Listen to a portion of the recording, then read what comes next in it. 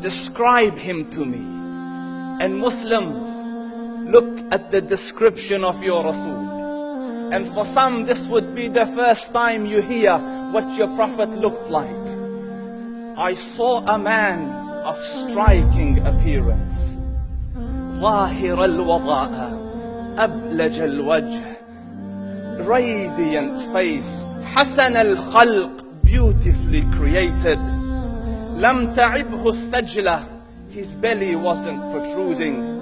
وَلَمْ تُزْرِ بِهِ السَّعْلَةِ, nor was his head disproportionate and small. وَسِيمٌ قَسِيم, proportionate and delicate, finely made, a specimen of a creation. فِي عَيْنَيْهِ دَعَجْ, in his eyes there was a contrast. The dark was immensely dark, the white was excessively white. وَفِي أَشْفَارِهِ وَطْفٌ, and his eyelashes were long.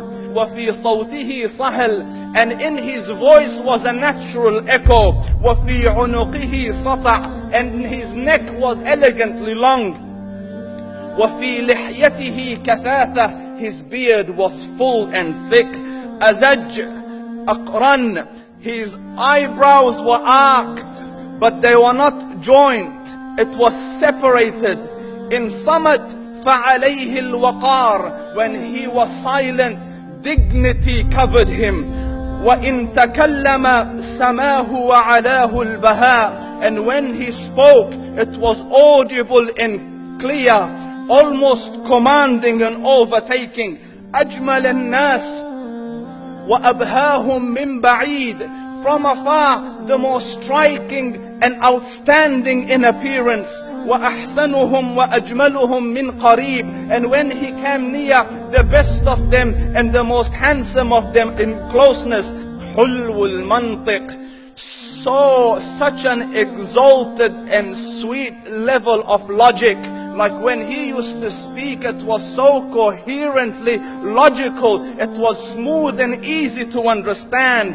فَصْلٌ لَا نَزْرٌ وَلَا هَذْرٌ, he was to the point, not excessive, nor too short. كَأَنَّ مَنْطِقَهُ خَرَزَاتُ نَظْمٍ يَتَحَدَّرْنَ, his logic, his utterances, his words were like jewels coming out of a necklace, calculated, polished, one after the other, it would flow magically. رَبْعَةٌ, he was medium in height.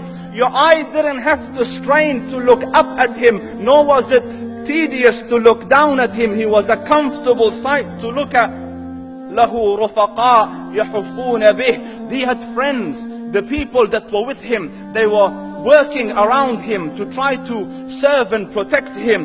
إِنْ قَالَ سَمِعُوا لِقَوْلِهِ, when he used to say something, they used to hearken to what he used to say. وَإِنْ أَمَرَ تَبَادَرُوا إِلَىٰ أَمْرِهِ, when he commanded, they used to compete to fulfill the command. This is Muhammad Rasulullah. This is Muhammad Rasulullah. Anas ibn Malik says, he says, I came out one night, it was the full moon night.